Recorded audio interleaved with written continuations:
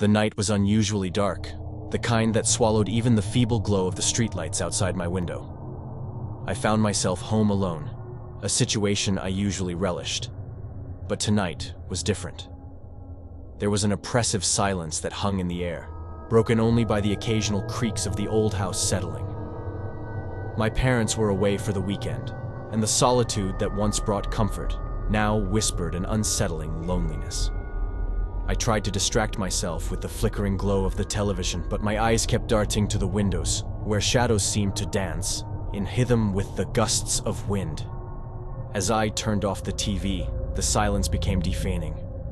I decided to take refuge in my room, hoping the familiar surroundings would dispel the unease settling in the pit of my stomach.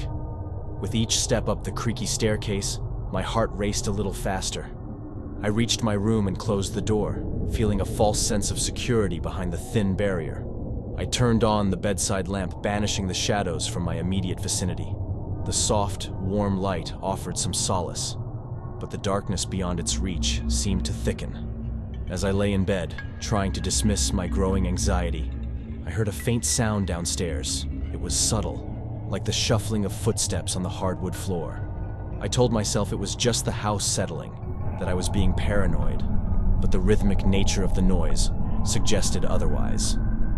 I summoned the courage to investigate, silently cursing the old house for every creak it uttered beneath my weight. The stairs seemed to groan in protest with each step, amplifying the eerie atmosphere. As I reached the bottom, the sound ceased, leaving me in the oppressive silence once more.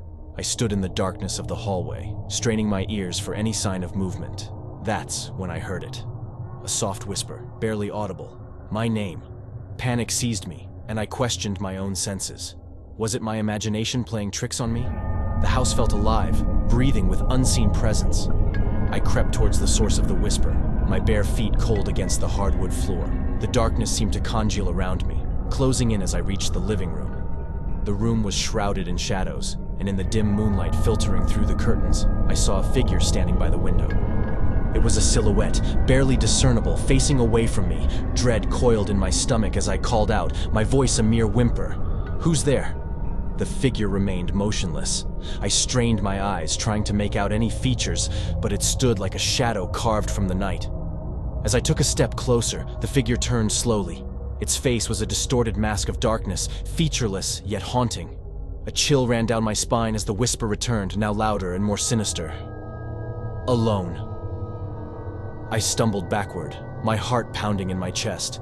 The figure advanced, and the room seemed to close in around me.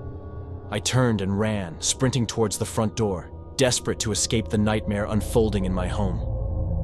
As I flung the door open and spilled into the cool night air, I dared not look back. The house stood silent, its windows staring like vacant eyes.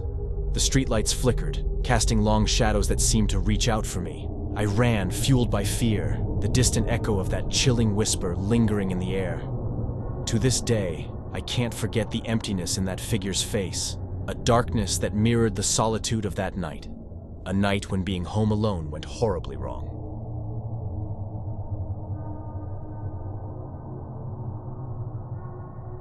The chill of the night seeped through the cracks in the windows, making me shiver as I sat alone in my dimly lit living room. My parents had gone away for the weekend, leaving me home alone for the first time. The quietness of the house was unsettling, and every creak and groan seemed magnified in the silence. I tried to distract myself with a book, but the words blurred together as my mind kept wandering to the shadows lurking in the corners of the room. The grandfather clock in the hallway struck midnight, its echoing chimes a haunting reminder of the hour. I decided it was time to lock up and head to bed, dismissing my unease as mere paranoia. As I ascended the staircase, the old wooden steps protested beneath my weight. I reached the top, and the hallway stretched out before me like a dark corridor. The only source of light came from a flickering bulb overhead, casting eerie shadows that danced along the walls. I quickened my pace, eager to reach the safety of my room. Entering my bedroom, I closed the door and turned the key in the lock, seeking solace in the illusion of security. I settled under the covers, trying to convince myself that I was being foolish. Yet, a sense of dread lingered in the air. I stared at the ceiling, my senses heightened by the oppressive stillness. Suddenly, a soft sound echoed from the hallway, a creak that didn't belong to the settling house. My heart skipped a beat, and I strained to listen. The silence returned, mocking my fear. I scolded myself for letting my imagination run wild and closed my eyes, attempting to drift into the realm of sleep. But then, a low whisper brushed against my ears. "Alone," it murmured, a voice that seemed to slither through the darkness. My eyes shot open, scanning the room for the source. The shadows seemed to move, taking on sinister shapes that twisted and contorted. I felt a cold breath on the back of my neck and my body tensed. In a desperate attempt to reassure myself, I reached for the bedside lamp. But as I flicked the switch, the room plunged into darkness. Panic seized me as I fumbled for my phone, the only source of light left. The screen illuminated my trembling hands as I dialed my parents' number. No answer. The whisper returned, louder this time. "Alone in the dark," it hissed, the words echoing in the confined space. I clutched the phone, my knuckles turning white. The oppressive atmosphere pressed down on me, and a feeling of isolation consumed my thoughts. As I cowered in the corner of my room, the shadows converged, forming a shape that seemed to materialize from the depths of my fear. Eyes glinted in the darkness, and a skeletal hand reached out towards me. I closed my eyes, praying for the nightmare to end. When I opened them again, the room was bathed in light. My parents stood in the doorway, concern etched on their faces. They had returned earlier than expected, sensing something was amiss. The oppressive presence vanished, leaving only the echoes of the whispered torment. The ordeal had ended, but the memory lingered, a chilling reminder that darkness holds secrets that are best left undiscovered.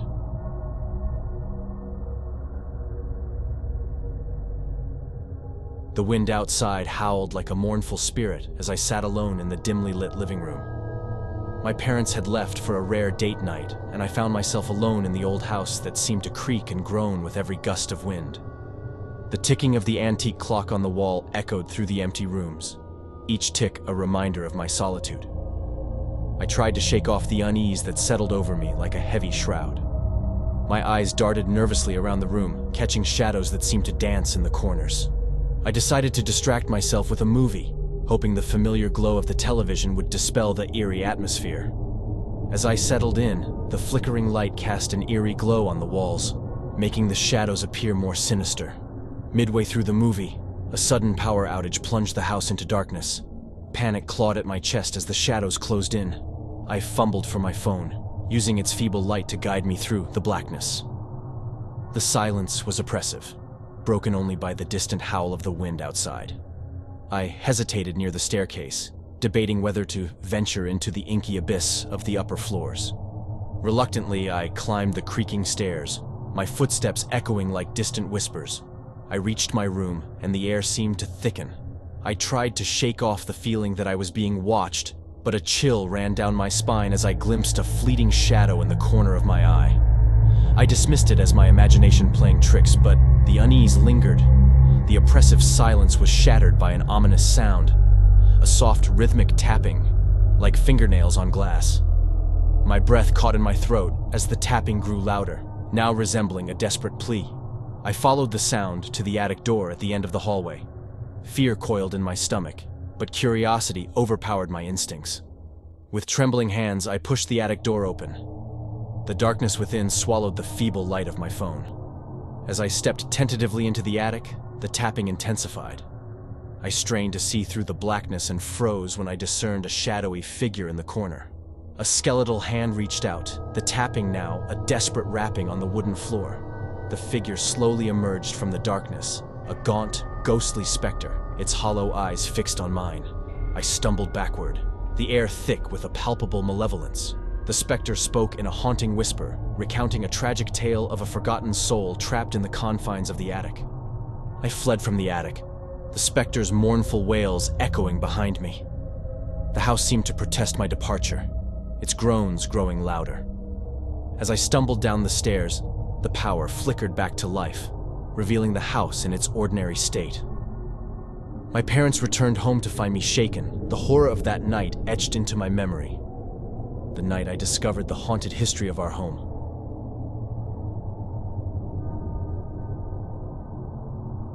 If you enjoyed the video, please make sure to smash that like button and subscribe for more scary horror stories. See you on the flip side.